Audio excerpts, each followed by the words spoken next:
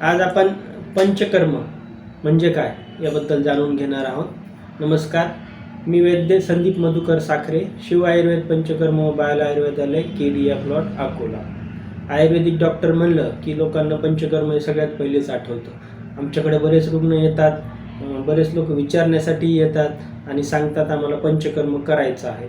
तर ॲक्च्युली लोकांना पंचकर्म ही टर्म खूप फेमस झालेली आहे, परंतु पंचकर्म म्हणजे काय, त्यात कुठली कर्म येतात, कसं केलं जातं, काय केलं जातं, कुठली कर्म करावी लागतात, कुठली नाही करता येत, कुठली डेली बेसिसवर करता येतात, कुठली घरी करता येऊ शकतात, कुठली रुग्णालयात तज्ज्ञ वैज्ञांच्या सल्ल्याखालीच करावी लागतात, काही नेहमी करण्याच्या प्रोसिजर नसतातच. असं याच्यात डिफरन्सिएशन बरंच आहे. पण लोकांना पंचकर्म ही टर्म माहीत आहे, ती खूप आनंदाची गोष्ट आहे. पण त्याच्या पुढं जाऊन आता आपण पंचकर्म हे लोकांपर्यंत आणखी डिटेलपर्यंत पोहोचण्याचा प्रयत्न करणार आहोत. पंचकर्म ह्या नावातच सगळं काही आलेलं आहे. 5 कर्मांना मिळून पंचकर्म असं म्हणतात. तर लक्षात घ्या, ही पाचीची पाची कर्म ॲट ए टाईम कोणावरही केली जात नाहीत. रुग्ण पाहून, त्याची प्रकृती पाहून, दोषांची अवस्था, दोष ऊर्ध्वजत्रुगत आहे का अधोहार भागात आहे, हे सर्व पाहूनच आपल्याला काय द्यायचं आहे, कुठलं कर्म करायचं आहे ते डिपेंड्स असतं. वमन, विरेचन, बस्ती, नस्य, रक्तमोक्षण या 5 कर्मांना मिळून पंचकर्म असं म्हणतात. आता याच्यातही थोडंसं डिफरन्सिएशन आहे. मी हे जे 5 कर्म सांगितले यामध्ये शिरोधारासुद्धा ॲड करता येऊ शकतं. ते शिरोधारासुद्धा पंचकर्माचाच एक भाग आहे. तर कमी जास्त कुणी शिरोधारेला घेतलेलं नाही आहे, कुणी रक्तमोक्षणला घेतलेलं नाही, असं करून एक 6-7 कर्म आहेत. त्या कर्मांना मिळून कंटिन्यूली 5 कर्म म्हणजे पंचकर्म असं म्हणतात. ही जी 5 कर्म आहेत यातील जे वमन आहे म्हणजे औषधी सिद्ध काढा देऊन त्या पेशंटला पाजून उलटी करवली जाते. तर वमन हे नेहमी केलं जाणारं कर्म नाही आहे किंवा डेली बेसिसवर करण्यासारखंही नाही आहे. योग्य तज्ज्ञाच्या मार्गदर्शनाखाली आपल्याला व्याधी अवस्था लक्षात घेऊनच हे करता येतं. त्याच्यानंतर विरेचन म्हणजे जुलाबाचं औषध देऊन जुलाब करवणं. तर जुलाब करवणं म्हणजे असं नाही की तुम्हाला जुलाबाचा आजार होईल किंवा डिसेंट्री होईल असा काही प्रकार नसतो. हे नियंत्रित केलेलं पोटातलं डिटॉक्सिफिकेशन असतं. हे सुद्धा डेली बेसिसवर आपण करत नाही. पेशंटची परिस्थिती, अवस्था आणि रोगाची परिस्थिती पाहूनच हे सर्व ठरवलं जातं. त्यानंतर बस्ती म्हणजे औषधी सिद्ध काढा किंवा तेल हे संडासच्या जागेवर, ज्याला आपण सोप वॉटर एनिमा वगैरे बरेच लोकांना एनिमा माहीत असतो, तर तशाच टाईपमधलं हे कर्म आहे. पण हे एनिमा नाही आहे, ही बस्ती आहे. यात औषधी सिद्ध काढे आणि तेलांचा उपयोग केला जातो. बस्ती मात्र आपण रुग्णाची अवस्था आणि परिस्थिती पाहून आपण डेली बेसिसवर किंवा रोजसुद्धा करू शकतो. बरेच लोक पाण्याची बस्ती रोज घेतात, पण हे मला तरी वाटतं की अतिशय अयोग्य आहे.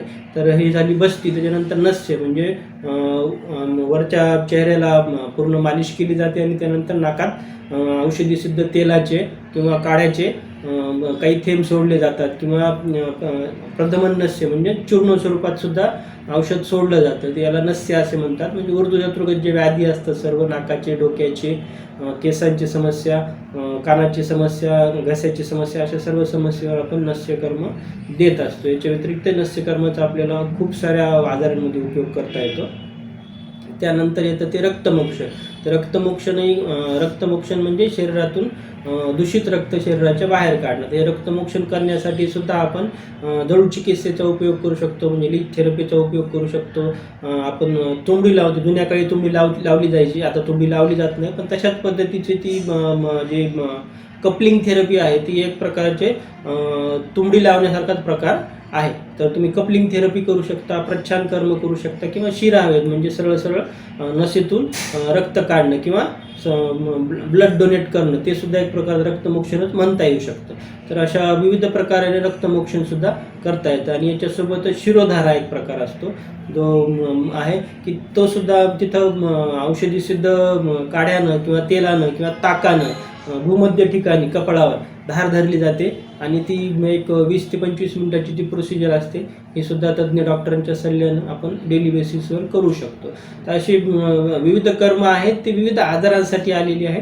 5ही कर्म ॲट ए टाईम आपण कोणावरही करत नाही. परिस्थिती पाहून, आजार पाहून ठरवलं जातं की यातलं कुठलं कर्म करायचं. आता यात तुम्ही म्हणताल की बाबा तेल मालिश किंवा स्टीम हे तर सांगितलंच नाही आम्ही.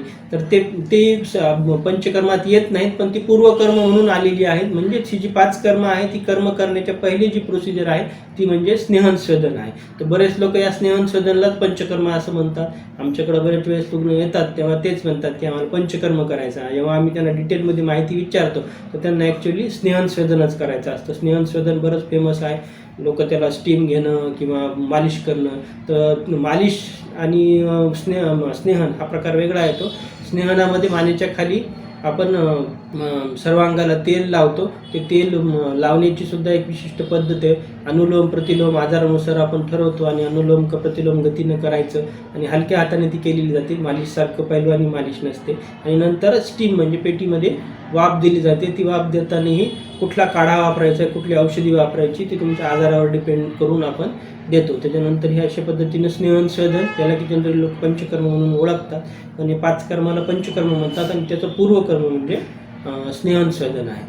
तर अशा पद्धतीची बेसिक माहिती तुम्हाला मी पंचकर्माबद्दल दिलेली आहे. प्रत्येक कर्म वेगवेगळ्या आजारांवर चालतो, त्यावर विशेष असा व्हिडिओ बनवता येईल किंवा वमन कुठल्या आजारांवर चालू शकतं, कुठल्या अवस्थेत चालू शकतं आणि कोण घेऊ शकतं कोण नाही घेऊ शकत. तसंच विरेचन, बस्ती, नस्य याबद्दल आपल्याला सविस्तर आणि व्हिडिओ बनवता येतील. पण आजचा प्रामुख्याने जो विषय होता आपला तो पंचकर्माबद्दलचा होता. आज पंचकर्माबद्दल जी माहिती आम्ही दिली ती तुम्हाला कशी वाटली जरूर आम्हाला कॉमेंटमध्ये कळवा. तुम्हाला जर पंचकर्म करायचं असेल तर तुमच्या जवळपास जे कोणी तज्ज्ञ वैद्य असतील त्यांच्याच मार्गदर्शनाखाली पंचकर्म करावं. आणि आणखी पंचकर्माबद्दल तुम्हाला काही माहिती पाहिजे असेल तर जरूर आम्हाला कॉमेंटमध्ये कळवा. पुन्हा नवीन काहीतरी व्हिडिओ घेऊनच येऊ.